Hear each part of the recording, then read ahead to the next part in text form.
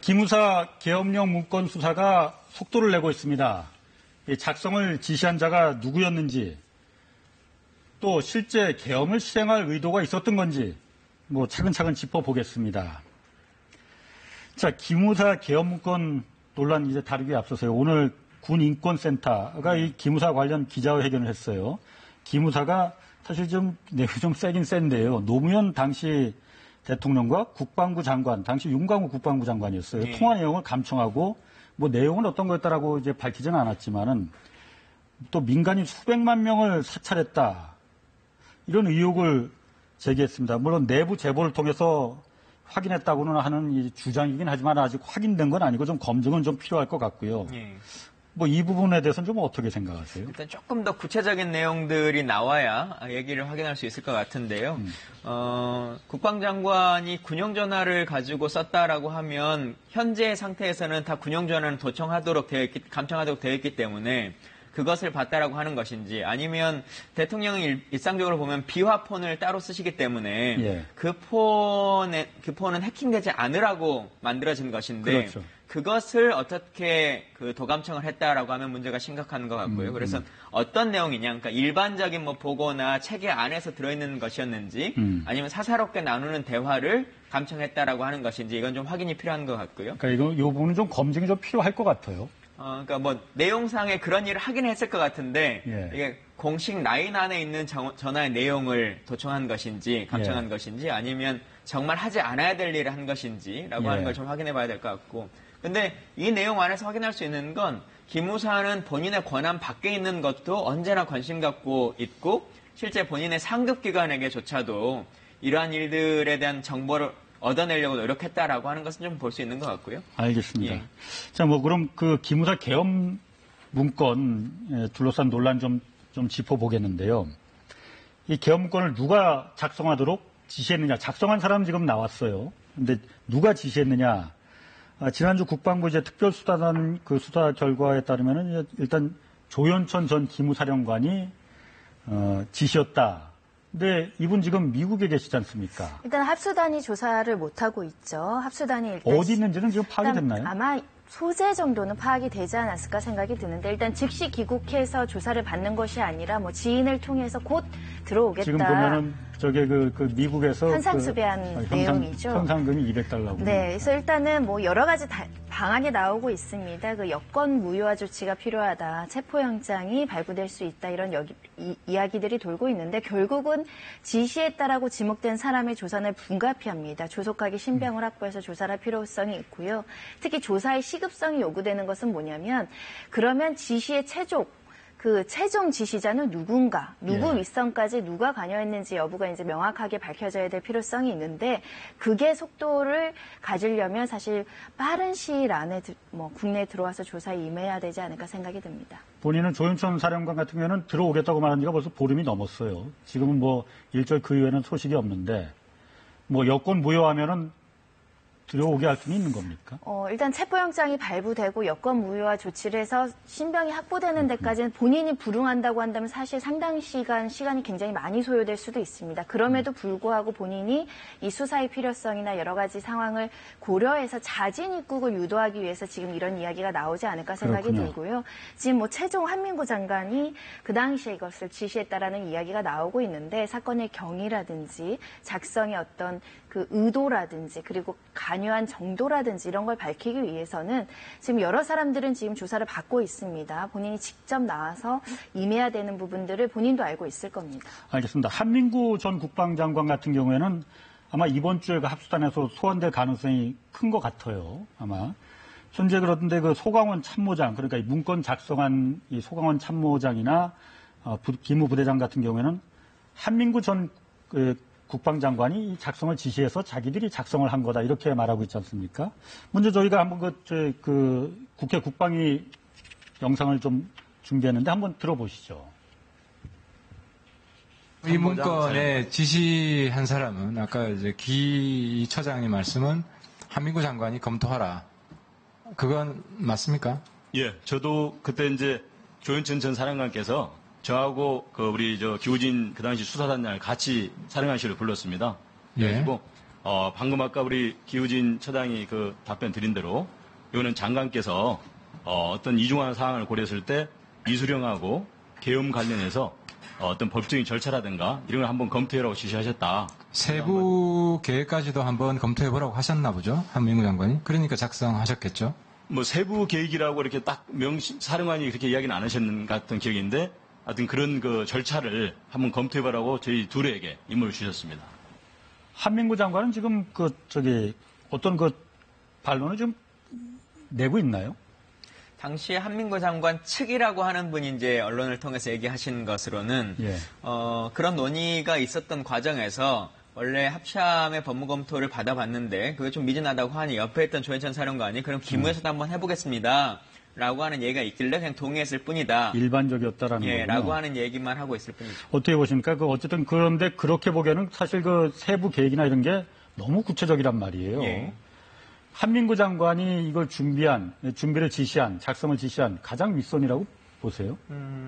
일단 조현천 사령관이 만들어진 문건을 한민구 장관에게 보고를 했다라고 하는 것까지는 알려져 있는 내용이기 때문에 그렇죠. 한민구 장관도 내용을 인지하고 있고 충분히 동의했다라고는 보여지는 것이고요. 예. 다만 당시에 박근혜 정부에서 한민구 장관의 역할이나 위상이라고 하는 걸 생각해 봤을 때 이분이 이걸 주도할 수 있을 만한 상황은 좀 아니었다라고 할 수 있기 때문에 그 윗선에 대한 고민을 해야 하는 시점이다 이렇게 보여집니다. 그 윗선이라면은 김관진 안보실장이나 뭐 그분들을 말씀하시는 건가요? 근데 안보실장일 수도 있겠습니다만 기본적으로는 계엄이라고 하는 건 청와대의 경호라고 하는 것에 훨씬 더 직접적인 연관이 그렇죠. 있기 때문에 박흥렬 경호실장, 육군참모총장 출신으로 4년간을 경호실장을 하셨는데요. 예. 이분이 과연 어느 정도까지 동의를 했는지 그리고 이 논의가 언제 시작됐는지라고 하는 부분을 우리가 따져봐야 될 것 같습니다. 박흥렬 경호실장 같은 경우는 지금 이 부분에 대해서 일절 가타부타 얘기가 없는 거죠? 현재는 특별히 말씀은 없습니다.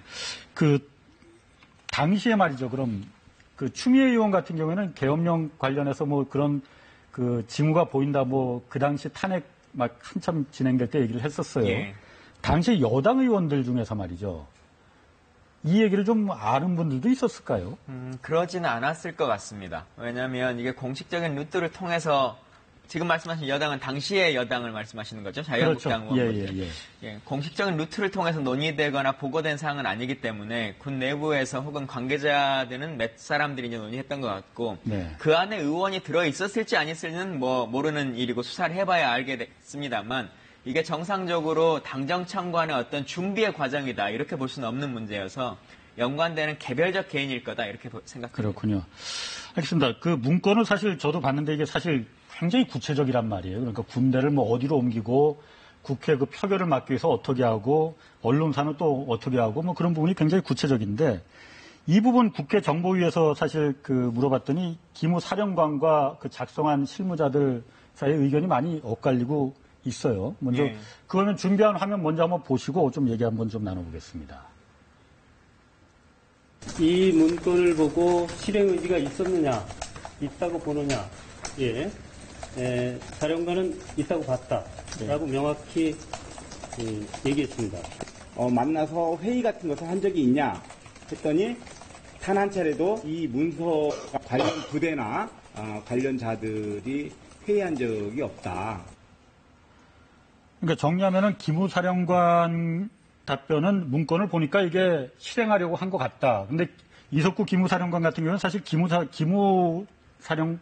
출신이 아니에요. 그렇죠. 일반 야정분이었다가 이제 이번에 인사가 되면서 사령관으로 온 건데 이분은 이제 이게 실행할 계획이 있었던 것 같다라는 거 보이고 또 소광원 참모장이나 다른 이 문건을 작성한 군인들은 그거 아니고 그냥 대비한 것 뿐이다.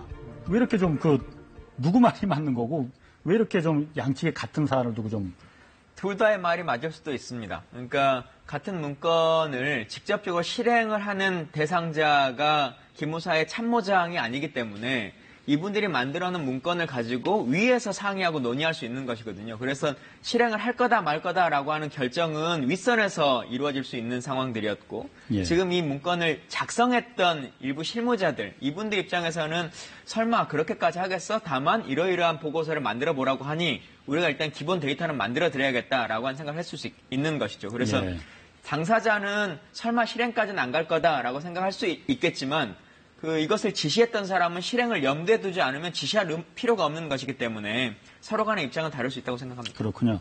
뭐 이번에 그 기무사 개헌 문건이 도화선이 되긴 했지만은 기무사 개혁위원회가 지금 가동 중이지 않습니까? 이제 곧 최종 개혁안을 이제 기무사 개혁안을 발표한다고 하는데 어느 정도 윤곽은 좀 나왔죠?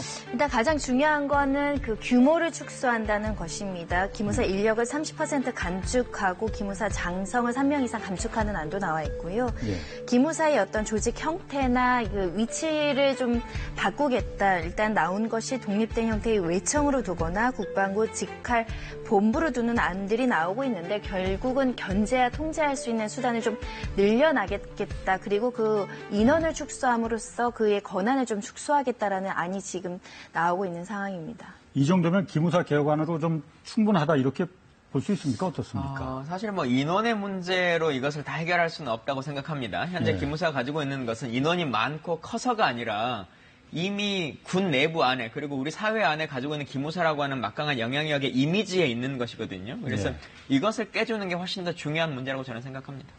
어쨌든 그 기무사가 사실 그 부정적인 지금 인식을 국민들한테 받는 게 본래 그러니까 목적, 방첩이나 예. 이런 부분이 아니고 과거에 그러니까 40여 년 전에 그 전두환 시절 때부터 보안사령부터 이어져 오는 게 정권의 보위부대 역할을 주로 그렇죠. 그래서 힘을 가진 거 아니겠습니까? 이 정치적인 중립을 이게 이룰 수 있느냐 없느냐 이게 바로 기무개혁, 국방개혁의 핵심일 것 같은데 예.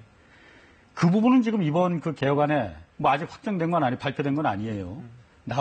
저 부분 저렇게 보면은 그런 군의 정치적인 중립, 기무사의 중립, 정치개혁 금지 이게 좀 가능할 수 있을 것 같습니까? 사실은 지금도 어떤 법에 의해서 그런 일을 보위 업무를 할 수 있다라고 되어 있지 않습니다. 예. 불법 행위임에도 불구하고 지금 그 일들을 다 하고 있는 것이거든요. 그래서 그것을 지금 명문화된 규정으로 만드느냐 아니냐라고 하는 것은 중요한 이슈는 아닌 것 같고요. 예. 관행처럼 하고 있는 잘못 그리고 묵인하고 있었던 잘못들 예를 들면 그 최근에 이제 국회에서 논쟁이 있었던 백기무 같은 경우에 예. 그 대령분이 국방장관이 본인 참모들과 나누는 대화에 배석할 수 있는 권한이 과연 어떤 법 규정에 있겠습니까? 예. 근데 기무사라고 하는 그 이름 하나로 그냥 그 자리에 박차고 들어갈 수 있는 것이거든요.